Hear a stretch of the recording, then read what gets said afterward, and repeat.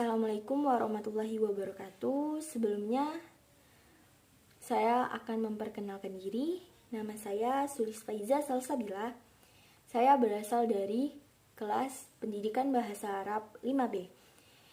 Di video kali ini, saya akan menjelaskan tentang pembelajaran keterampilan menjelaskan untuk memenuhi tugas mata kuliah Micro Teaching atau PPL pertama. Pembelajaran keterampilan menjelaskan. Keterampilan menjelaskan dalam pengajaran adalah penyajian informasi secara lisan yang diorganisir dengan sistematis untuk menunjukkan adanya hubungan antara satu pesan dengan pesan yang lainnya, sehingga tercapailah suatu pemahaman yang diinginkan. Misalnya antara sebab dan akibat, definisi dengan contoh, atau dengan sesuatu yang belum diketahui. Penyampaian informasi yang terencana dengan baik dan disajikan dengan urutannya sesuai dengan tujuan yang diinginkan merupakan ciri utama kegiatan menjelaskan. Pemberian penjelasan merupakan salah satu aspek yang penting dari kegiatan guru dalam berinteraksi dengan siswa di dalam kelas. Dan biasanya guru lebih mendominasi pembicaraan dan mempunyai pengaruh atau dapat mempengaruhi siswa melalui penjelasan dan perkataan yang disampaikannya. Sehingga kadangkala siswa menuruti apa yang dikatakan oleh guru. Dengan kata lain, siswa mempercayai bahwa penjelasan dari guru itu benar. Misalnya dalam memberikan fakta, ide, atau pendapat. Oleh karena itu, penjelasan guru haruslah tidak rancu di mana bisa mengakibatkan salah satu pengertian bagi siswa. Hal ini haruslah dibenahi untuk ditingkatkan efektivitasnya agar tercapai hasil yang optimal dari penjelasan dan pembicaraan guru sehingga bermakna bagi siswa. Tujuan memberikan penjelasan. Yang pertama, membimbing siswa untuk dapat memahami ilmu pengetahuan secara objektif dan bernalar. Yang kedua, melatih siswa untuk senantiasa berkonsentrasi dalam menyimak penjelasan guru sehingga melibatkan mereka untuk berpikir sambil memecahkan masalah-masalah atau pertanyaan. Yang ketiga, untuk mendapat respon dan timbal balik bagi siswa mengenai tingkat pemahamannya serta untuk mengatasi kesalahpahaman mereka.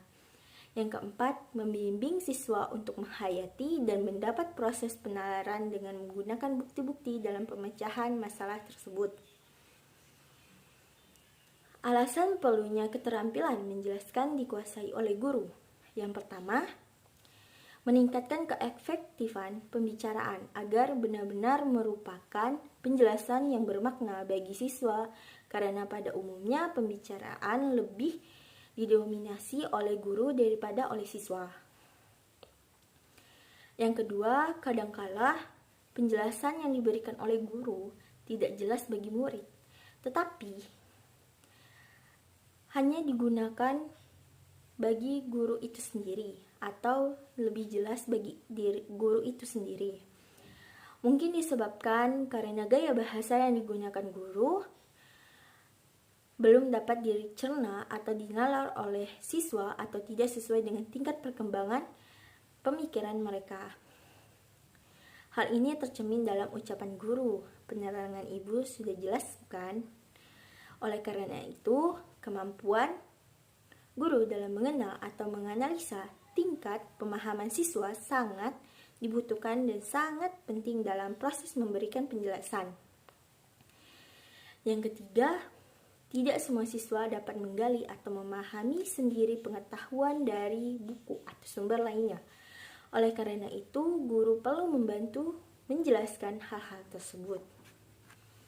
Yang keempat, kurangnya sumber yang tersedia yang dapat dimanfaatkan oleh siswa dalam memahami pelajaran. Guru perlu membantu siswa dengan cara memberikan informasi lisan berupa penjelasan yang cocok dengan pemateri yang diberikan. Macam-macam teknik penjelasan. Yang pertama, bertanya. Guru biasanya memulai pelajaran dengan mengajukan pertanyaan. Pertanyaan ini sesuai dengan bahan atau materi yang akan disampaikan kepada siswa. Kadangkala pertanyaan juga dipandang sebagai pertanyaan yang dengan maksud agar perhatian siswa terpusat pada bahan pelajaran yang akan disampaikan, dan biasanya siswa jika dihadapkan dengan suatu pertanyaan, mereka akan takut jika tidak bisa menjawabnya. Oleh karena itu, mereka akan selalu mengulangi bahan yang telah disampaikan untuk mempersiapkan diri jika suatu saat guru menanyakannya dalam kelas. Yang kedua, penjelasan. Tidak sepenuhnya pertanyaan dari guru dapat terjawab oleh siswa. Dengan berbagai teknik bertanya secara tidak langsung, berarti siswa dapat memiliki sebagian bahan pelajaran yang akan diberikan oleh guru di kelas. Sehingga guru harus menjelaskan dengan memberikan keterangan secukupnya terhadap sebagian lain pelajaran yang direncanakan. Contohnya, di pegunungan banyak sekali pepohonan, penduduknya sedikit, dan udaranya segar. Sedangkan di Jakarta, pepohonannya lebih sedikit, penduduknya banyak, dan udaranya kotor karena mobil-mobil dan mesin pabrik mengeluarkan udara kotornya. Sehingga udara terasa semakin panas dan kita menghirup udara kotor yang bisa menyesakkan pernapasan. Yang ketiga, memberikan contoh.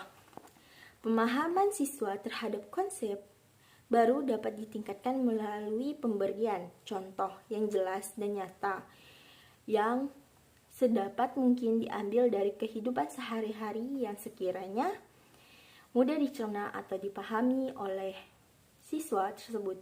Pemberian contoh yang dikaitkan dengan proses pengambilan kesimpulan, dan dari pengambilan kesimpulan dikembangkan dengan contoh yang lebih dalam akan memberikan penjelasan yang efektif dan efisien, sehingga memudahkan siswa dalam merangkaikan pikirannya untuk mencapai pemahaman yang mendalam.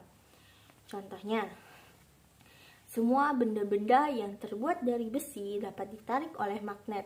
Paku, peniti, dan anak kunci terbuat dari besi. Jadi, benda tersebut dapat ditarik oleh magnet.